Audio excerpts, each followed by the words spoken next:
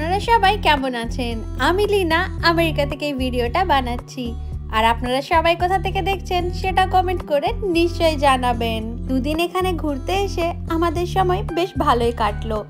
আজকে আমাদের এখানে শেষ দিন, তাই সকাল সকাল সবাই ঘুম থেকে উঠে পড়ে প্রথমে স্নান করে রেডি হয়ে পড়ে সমস্ত জিনিসপত্র প্যাক করে নিয়েছি।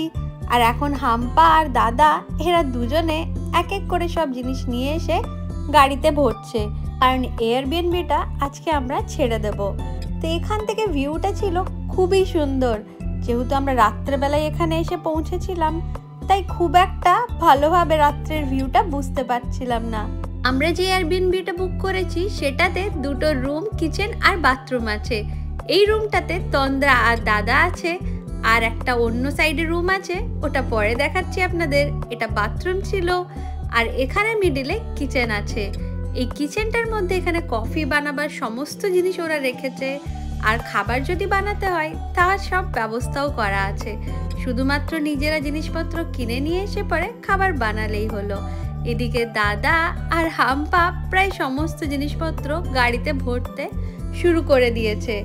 আর এটা ছিল আমাদের রুম, মানে এখানে আমি আর হাম্পা ছিলাম। তো এখানে রুমগুলো বেশ অনেকটাই বড়, সুন্দর করে এর মধ্যে আয়না দেওয়া আছে, অনেকটা বড়। মেয়েদের মানেই আয়নার দরকার পড়ে।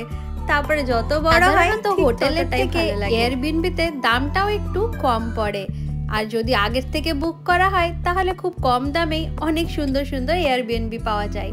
তো আমরা এখন ওখান থেকে বেরিয়ে পড়ে সোজা চলে এলাম স্মোকি মাউন্টেনের ফেমাস প্যানকেক খেতে, যেটার ভিডিও আমি অলরেডি আপলোড করে দিয়েছি। আপনারা সবাই নিশ্চয়ই দেখবেন, কারণ আজকে আমরা আর একটা অন্য জায়গায় ভেবেছি ঘুরতে যাব, আর সেখান থেকে তারপরে বাড়ি যাব।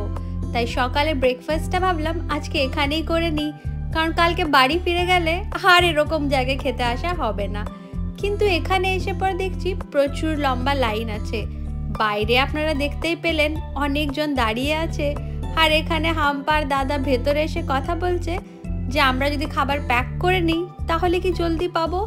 তো সেটাও একজন এসে পর জানালো যে সেটা নিতেও এখনো মিনিমাম 1.5 থেকে 2 ঘন্টা সময় লাগবে। তো আমাদের হাতে এতটা সময় নেই, তাই আমরা এখান থেকে এখন বেরিয়ে পড়ছি।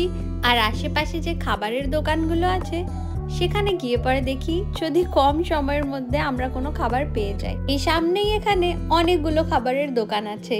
তো এখানে ওরা 3 জনে গেল খাবার দেখার জন্য, আর আমি চলে এলাম এখানে জামা কাপড় দেখার জন্য, কারণ এখানে এসে পরে আমাদের কিছু জিনিস কেনা হয়নি।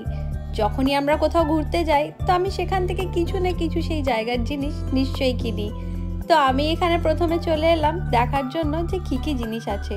বাইরে এখানে বড় বড় করে লেখা ছিল যে $10 মধ্যে নাকি এখানে প্রচুর জিনিসপত্র পাওয়া যাচ্ছে।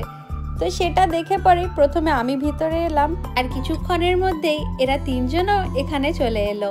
কিছু খাবার ওরা ওখানে প্যাক করে নিয়েছে, তারপরে এখানে এসে পরে জামা কাপড় দেখছিল। তো এখানে $10 মধ্যে সত্যিই অনেক কিছু ছিল, কারণ যেখানেই আমরা ঘুরতে যাই এত কম দামে তাও আবার জামা কাপড় খুব একটা পাই না। তো এখানে জামা কাপড়গুলো স্মোকি মাউন্টেন লেখা আছে, সেরকম দেখে পরে আমি একটা জামা আর প্যান্ট নিলাম, আর হাম্পা ওর জন্য একটা টি-শার্ট নিল।